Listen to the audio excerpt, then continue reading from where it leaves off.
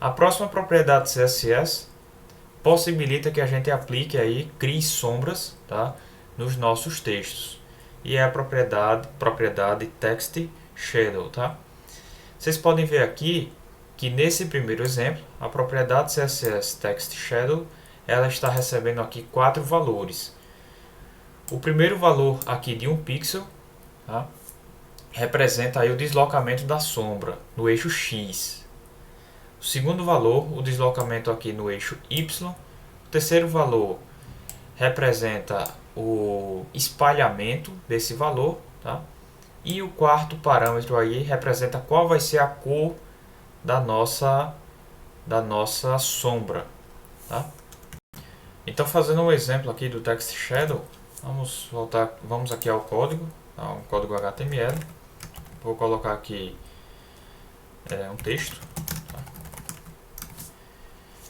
Vocês podem ver que não tem nenhum componente aqui, nenhuma estilização aqui CSS. Então vou criar aqui um estilo interno, H1, e vou colocar aqui, tá, um text shadow, recebendo aí 2 pixels no primeiro parâmetro, que representa o deslocamento da sombra no eixo X, 2 pixels que representa o deslocamento da sombra no eixo Y, ou vertical, e 5 pixels, 2 pixels também aqui para representar o borrão, né, o espalhamento da minha sombra.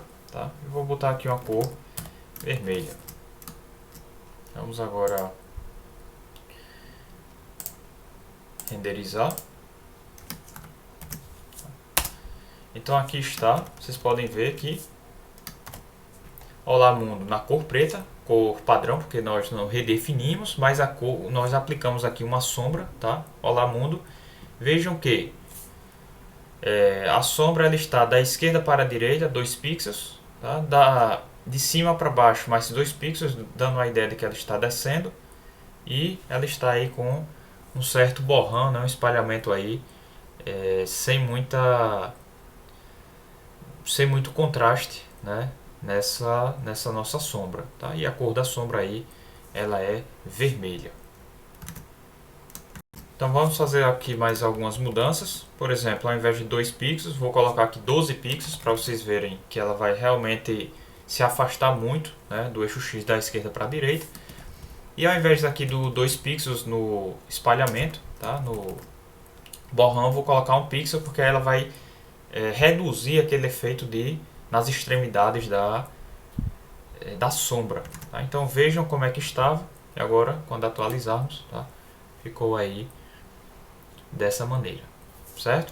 Se eu aumentar aqui de 1 pixel para 5 pixels o espalhamento, vai ficar ainda mais, né, vai dar mais o conceito aí de que está bem borrada, né, a nossa sombra do texto. Tá? Então vocês podem ver aqui alguns exemplos. E aí, pessoal, é possível botar mais de uma sombra para um determinado texto. E aí vocês podem ver aqui esse exemplo. Aqui tem uma camada de sombra, uma segunda camada de sombra.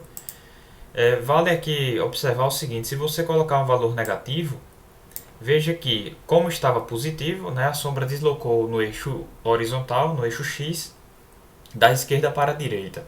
Se você colocar aqui um valor negativo, a sombra ela vai deslocar da direita para a esquerda, no eixo X, né, no eixo horizontal. A mesma coisa aqui, ó, nesse exemplo da segunda camada de sombra, nós temos aqui menos 1 pixel no eixo X, no eixo horizontal, e menos 1 pixel no eixo vertical, ou eixo Y.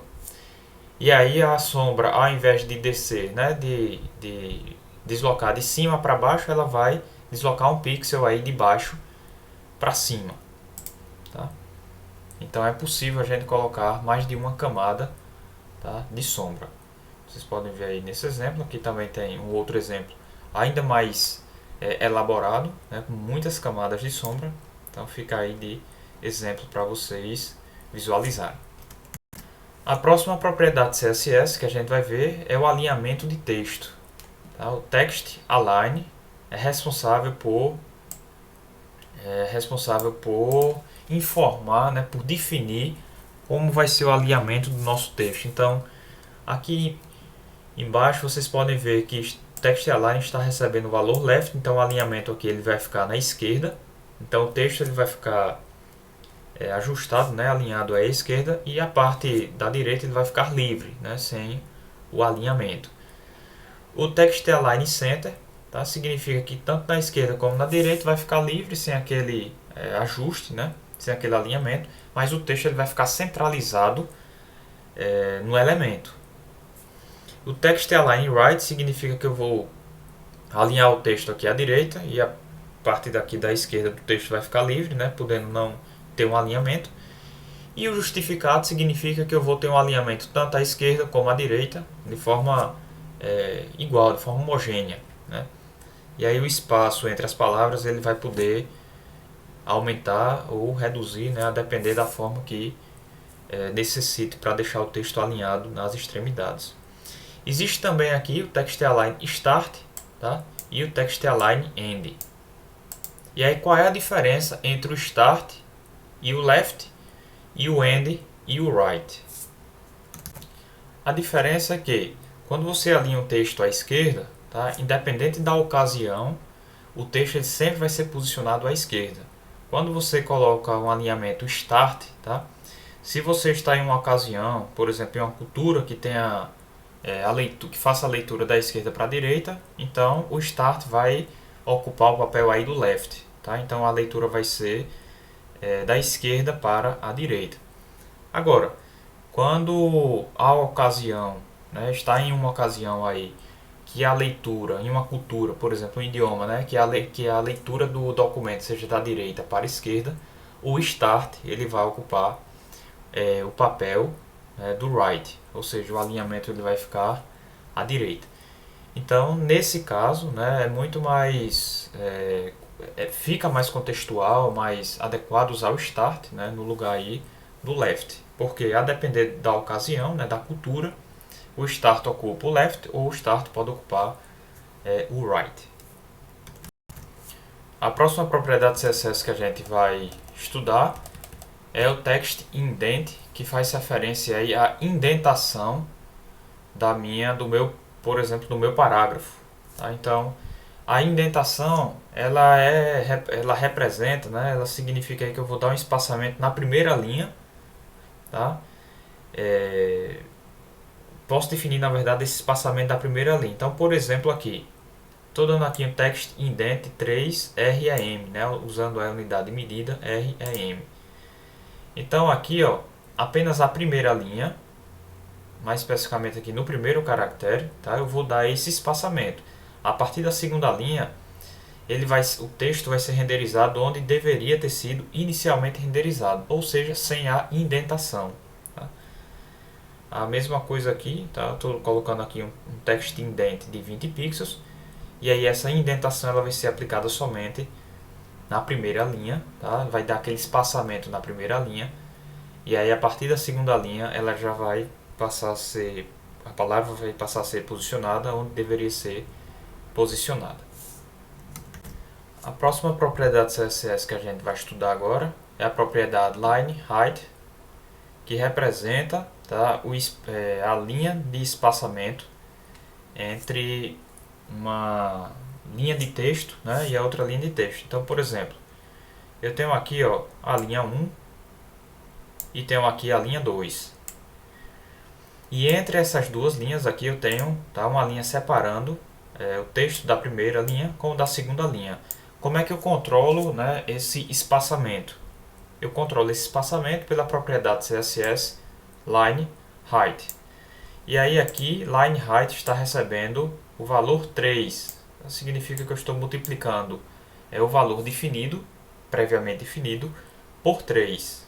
Tá? Então aí, ó, vamos supor que o valor definido for inicialmente definido representasse aí 3 pixels, tá? Vezes 3, eu tenho aí um resultado de 9 pixels. Tá? Então aqui, ó, a mesma coisa, line height 3 em. Tá?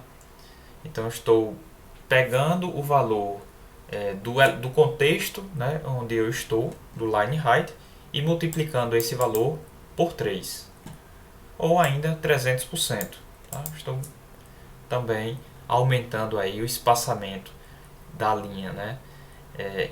O distanciamento da primeira linha com a segunda linha. A próxima propriedade de CSS que a gente vai ver é o letter spacing, que representa o espaçamento entre os caracteres que eu posso definir. Tá? Então vejam aqui que eu estou colocando aqui, ó, letter spacing, recebendo aqui 0.1 em. Então já aumentei um pouco o espaçamento comparado com a forma normal do letter spacing. E aí quando a gente coloca aqui, amplia ainda mais de 0.1 para 0.2, né, fica mais perceptível aqui o espaçamento entre os caracteres. Letter spacing, ele controla, né, ele possibilita redefinir o espaçamento aí entre as letras do meu texto.